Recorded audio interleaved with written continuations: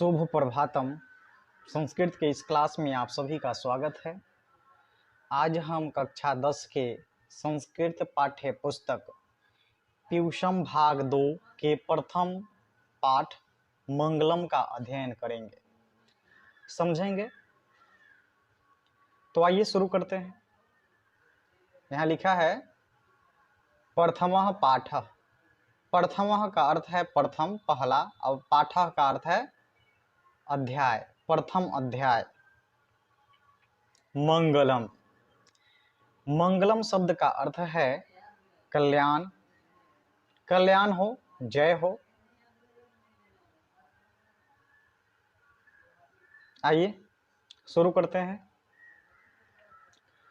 उपनिषदः वैदिक वाङ्मयस्य अंतिमे भागे दर्शन शास्त्रस्य सिद्धांतान् प्रकटयन्ति। उपनिषदः यानी कि उपनिषद, वैदिक वाङ्मयस्य वैदिक साहित्य के अंतिमे भागे अंतिम भाग में दर्शन शास्त्रस्य षष्ठी है, दर्शन शास्त्र के सिद्धांतान सिद्धांतों को प्रकटयन्ति यानी कि प्रकट करते हैं। उपनिषद वैदिक साहित्य के अंतिम भाग में दर्शन शास्त्र के सिद्धांतों को प्रकट करते हैं। सर्वत्र परम पुरुषस्य परमात्मनः महिमा प्रधानतया गीयते। सर्वत्र का अर्थ है हर जगह। हर जगह परम पुरुष परमात्मा की महिमा प्रधान रूप से गाई जाती है। तेन परमात्मनः जगत व्याप्तम अनुशासितम च अस्ति। तेन उन्हीं परमात्मा के द्वारा यह जगत व्याप्त और अनुशासित होता है। वे जो परमात्मा हैं, उन्हीं परमात्मा के द्वारा यह जगत, यह संसार व्याप्त होता है, अनुशासित होता है। वही परमात्मा हर जगह फैला हुआ है। आगे लिखता है स एव सर्वेषां तपसानां परमम लक्ष्यम। स एव वह ही, स एव वह ही सर्वेषां तपसानां परमम लक्ष्यम, वह ही सभी तपस्याओं का परम लक्ष्य है, श्रेष्ठ लक्ष्य है। वे जो परमात्मा है वही सभी तपस्याओं का परम लक्ष्य है। अस्मिन् पाठे परमात्मपरा उपनिषदां पद्यात्मकाः पंचमंत्राः संकलिताः सन्ति। अस्मिन् पाठे, इस पाठ में उस परमात्मा से संबंधित उपनिषद के पद्यात्मक 5 मंत्र संकलित हैं, जो हमको अभी अध्ययन करना है। पहला मंत्र है जो ईशावास्य उपनिषद से लिया गया है। लिखता है हिरण्मयेन पात्रेण सतस्य पीहितं मुखम तत्त्वं पोषण अपावरिणो सतधर्माय दृष्टये। हिरण्मयेन, हिरण्य का अर्थ है सोना, हिरण्मयेन का अर्थ हुआ सुनहले। पात्र तृतीय लगी है, पात्रेन, पात्र का अर्थ है बर्तन, और पात्रेन यानी कि बर्तन से। शतस्य अपीहितम मुखम, शतस्य यानी कि सत का, अपीहितम यानी कि ढका हुआ, मुखम यानी कि मुख। सुनहले पात्र से सत का मुख ढका हुआ है। तत्त्वम पूषण अपावरिणु सत्यधर्माय दृष्टये। तत्त्वम इसलिए हे पूषण, अपावरिणु यानी कि हटा दीजिए। पूषण का अर्थ है सूरज, हे सूरज, अपावरिणु यानी कि हटा दीजिए। क्यों हटा दीजिए भाई? सत्य धर्माय दृष्टये यानी कि सत और धर्म की प्राप्ति के लिए आप इसे क्या करें? हटा दें। तो इसका अर्थ हुआ सुनहले पात्र से सत का मुख ढका हुआ है, इसलिए हे पूषण, हे सूर्य, सत्य और धर्म की प्राप्ति के लिए आप इसे हटा दें।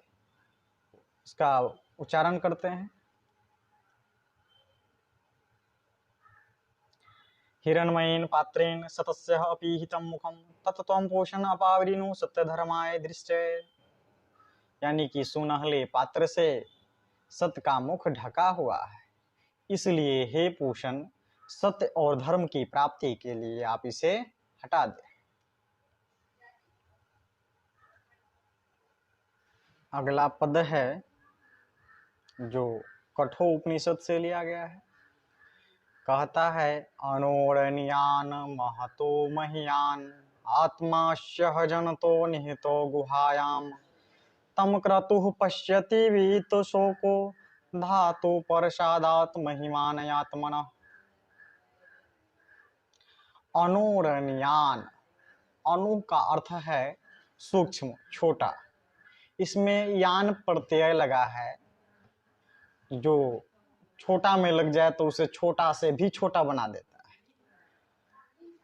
जैसे अणु में लगा तो इसे सूक्ष्म से सूक्ष्म, और मत में लग गया तो महियान कर दिया, यानी कि बड़ा से भी बड़ा।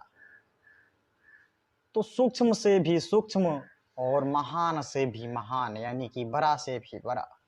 आत्मा अश्यः, यह आत्मा है। कहाँ है भाई?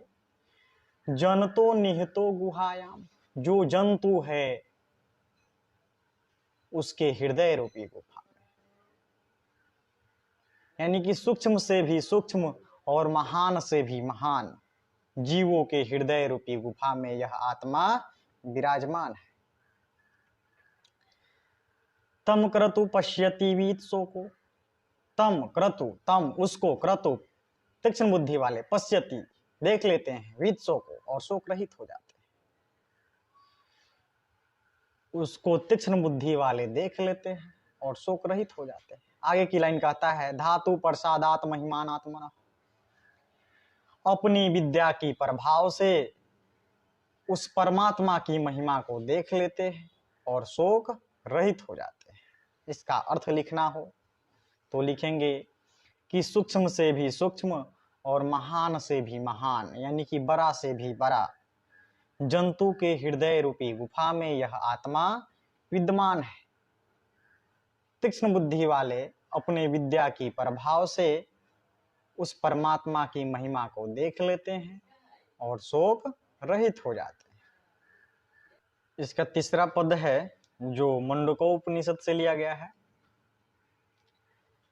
लिखता है सत्यमेव जयते नानृतम सत्येन पंथा विततो देवयानः येनाक्रमन्त्य हरिष्यो हयाप्त कामा यत्र तत् शतस्य परम निधानम। सत्यमेव जयते नानृतम, सत्यमेव जयते यानी कि सत्य की ही जय हो। ये अपना भारत का राष्ट्रीय वाक्य है, सत्यमेव जयते। पूछ देता है कि किस उपनिषद से लिया गया है, तो यह मुंडको उपनिषद से लिया गया है। तो यहाँ पे कहता है सत्यमेव जयते नानृतम, सत्य की जय हो, नानृतम, न अनृतम यानी कि झूठ की नहीं, मिथ्या की नहीं। सत्येन पंथा विततो देवयानः, सत्येन पंथा विततो देवयानः यानी कि जो देव की यान है, सवारी है, वह सत्य के मार्ग पर ही चलते हैं। पंथ का मतलब मार्ग, रास्ता। जो देवतागण है वह सत्य के मार्ग पर ही चलते हैं। आगे कहता है येनाक्रमन्ते हरिष्यो हयाप्त कामा, जो इच्छाओं को पूर्ण करने वाले ऋषिगण हैं, जो कामनाओं को पूर्ण करने वाले ऋषिगण हैं, यत्र तत् सतस्य परम निधानम, वह इसी सत्य को परम निधान बताते हैं, श्रेष्ठ निधान बताते हैं। निधान का अर्थ है खजाना, श्रेष्ठ खजाना बताते हैं। तो इसका अर्थ हुआ कि सत्य की जय हो, असत्य की नहीं। सत्य के मार्ग पर ही देवतागण चलते हैं।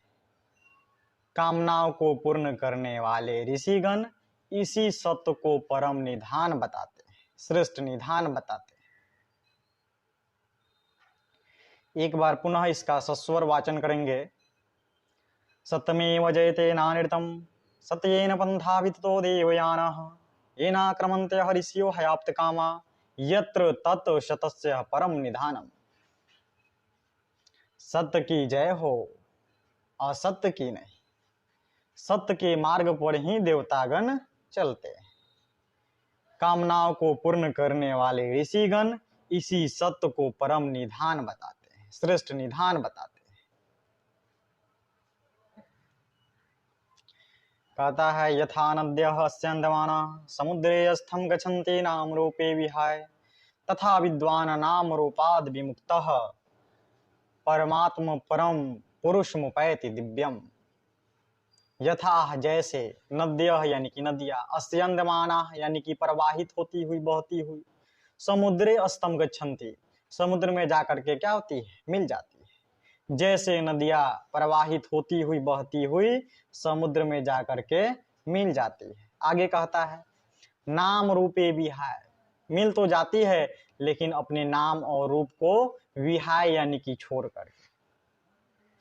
जैसे नदियां प्रवाहित होती हुई बहती हुई समुद्र में जा करके विलीन हो जाती है, मिल जाती है अपने नाम और रूप को छोड़ करके, तथा वैसे ही विद्वान नाम रूपाद विमुक्तः, जो विद्वान है, जो ज्ञानवान है, वह अपने नाम और रूप को छोड़ करके, विमुक्त करके, छोड़ करके परमात्मा परम पुरुष मुपैति दिव्यम, उस परम ब्रह्म परमात्मा में लीन हो जाता है। जो विद्वान है वह अपने नाम और रूप को उसी प्रकार छोड़ करके उस परम ब्रह्म परमेश्वर में विलीन हो जाते हैं। तो इसका अर्थ हमें लिखना तो लिखेंगे कि जैसे नदियां प्रवाहित होती हुई समुद्र में जा करके मिल जाती है अपने नाम और रूप को छोड़कर, उसी प्रकार जो विद्वान है, जो ज्ञानवान है, वह अपने नाम और रूप को छोड़कर उस परम ब्रह्म परमात्मा में विलीन हो जाते हैं।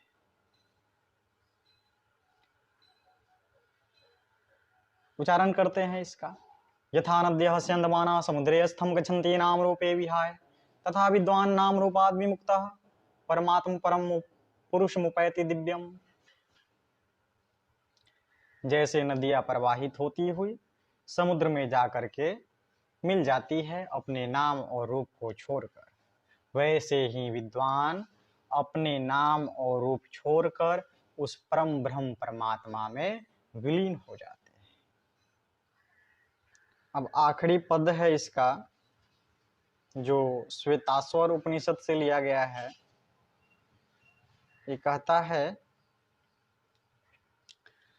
वेदाहमेतं पुरुषं महान्तम् आदित्यवर्णः तमसः परस्तात् त्वमेव विदित्वा इति मृत्युमेति न अन्य पंथा विद्यते अयनाय। वेदाहमेतं पुरुषं महान्तम, यानी कि जो वेद रूपी पुरुष है वे श्रेष्ठ तथा महान है। इसमें वेद को एक पुरुष बताया गया है कि जो वेद रूपी जो पुरुष है वह श्रेष्ठ है, महान है। किस लिए? क्योंकि जो वेद में जो भी बात लिखा गया है वह सत्य है। भारत का सर्व प्राचीन ग्रंथ वेद है, जिनके संकलन करता कृष्ण द्वैपायन वेद व्यास को माना जाता है। जैसे मनुष्य के अंग है उसी प्रकार वेद के भी 6 अंग हैं, मालूम होना चाहिए। शिक्षा, कल्प, व्याकरण, ज्योतिष, छंद, निरुक्त।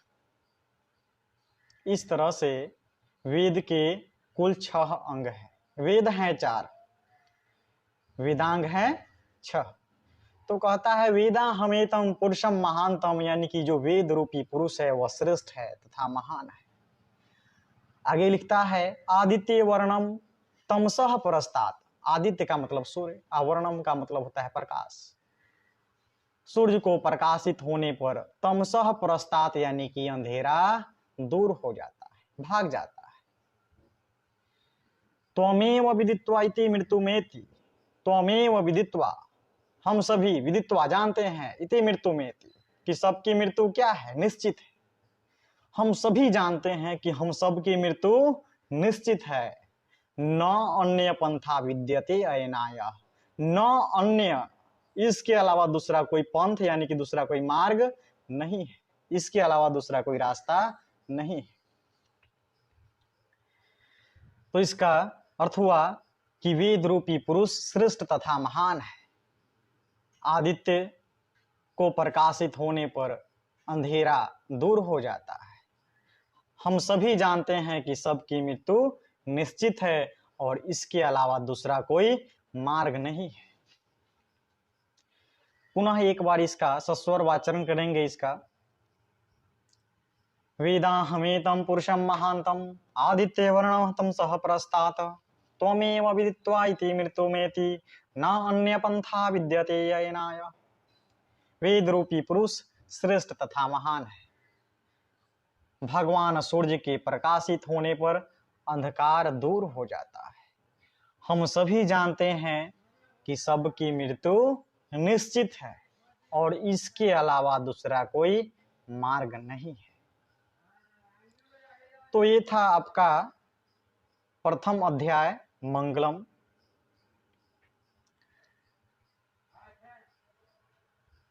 इसका ऑब्जेक्टिव देखिए, कोई भी प्रकाशन हो, एमबीडी हो चाहे कोई भी हो, मैं अपने बच्चों को एमबीडी प्रकाशन से ही पढ़ाता हूं।